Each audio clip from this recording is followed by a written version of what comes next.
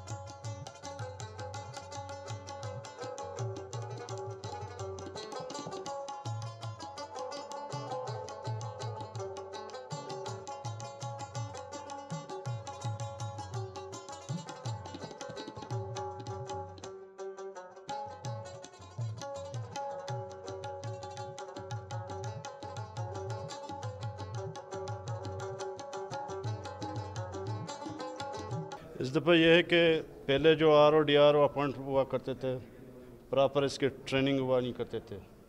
इस दफ़ा हम इलेक्शन शेड्यूल से पहले R O D R O appoint किए हैं। हर डिस्ट्रिक्ट में हमने एक डी आर ओ रखा है और इसकी ट्रेनिंग की अरेंजमेंट किया है। जो आज पहला इसके इब्तिदा हुआ है डी आर ओ की। डी आर ओ के बाद डी आर ओ के एक दिन की ट्रेनिंग है, इसके बाद आर ओ की ट्रेनिंग है।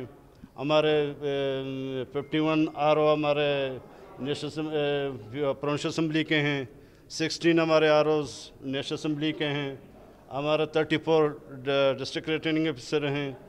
तो ट्रेनिंग डी आर ओ का एक दिन का ट्रेनिंग था जो आज हो चुका है।